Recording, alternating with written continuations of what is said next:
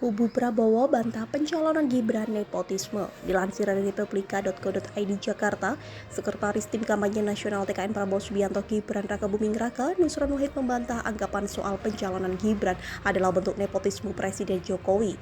Sebab Gibran bisa terpilih sebagai wapres ditentukan oleh rakyat, bukan oleh bapaknya Jokowi. Kalau dikatakan ada nepotisme, nepotisme di mana? Kalau nepotisme itu, kalau presiden mengangkat menteri anaknya nepotisme. Kalau pejabatnya itu elected, pejabatnya itu appointed.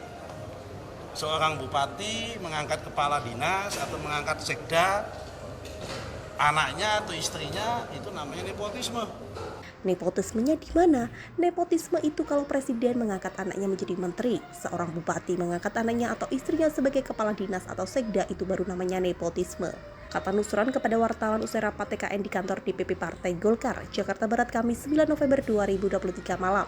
Nusron menjelaskan penunjukan seperti itu tidak terjadi pada Gibran, sebab jabatan cawapres adalah elected official atau hanya bisa diraih apabila seseorang dipilih oleh mayoritas rakyat dalam pemilihan. Nepotismenya di mana kalau elected? Yang milih rakyat. Memang suaranya Pak Jokowi mau memilih anaknya kan cuma satu juga. Kalau Pak Jokowi milih, kalau bapak-bapak kamu milih kan ya, mohon maaf gak jadi juga. Nepotisme di mana kalau elected karena yang memilih rakyat. Kalau Pak Jokowi mau memilih anaknya, kan suaranya dihitung satu. Kalau bapak-bapak rakyat yang tidak milih, kan ya mohon maaf tidak juga, kata politikus Golkar itu. Dia menekankan bahwa suara presiden dan rakyat lainnya sama bobotnya dalam pilpres. Suara presiden dihitung satu, begitu pula suara seorang petani. Karena itu, Nusron meminta kubu pasangan cawapres-cawapres lainnya untuk bermain dengan sehat dalam pilpres 2024. Jangan ada lagi upaya untuk membatalkan pencalonan Gibran. Tidak usah mengatakan kalau demokrasi luka, apa yang demokrasi luka, uang semua bebas, memang semua orang berhak untuk memilih kok, kata anggota DPR RI itu. Sebelumnya Ketua Tim Pemenangan Nasional TPN Ganjar Mahfud, Arsyad Rashid, menyayangkan putusan Majelis Kehormatan Mahkamah Konstitusi (MKMK).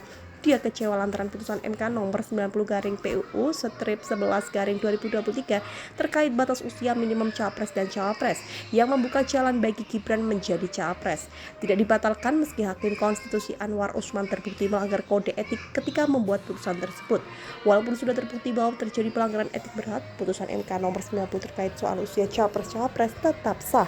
Artinya rakyat harus menerima proses demokrasi pilpres ini telah dimulai dengan luka serius. Secara mencatat ini, kata Arsyad di Jakarta Pusat Rabu 8 November 2023. MKMK membacakan putusan atas perkara pelanggaran kode etik Anwar Usman di Gedung MK Jakarta Selasa 7 November 2023. MKMK menyatakan Anwar terbukti melakukan pelanggaran berat terhadap kode etik dan perilaku Hakim Konstitusi.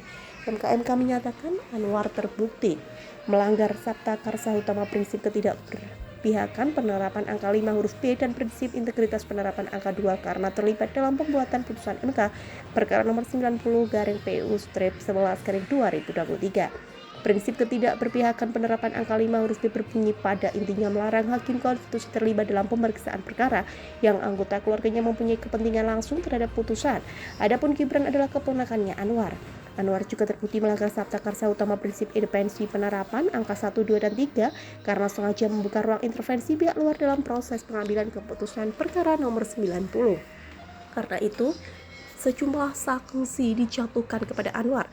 Salah satunya sanksi pemberhentian dari jabatan Ketua MK, artinya Anwar hanya kehilangan jabatan Ketua, tapi tetap menjabat sebagai Hakim Konstitusi yang mulia lagi terhormat.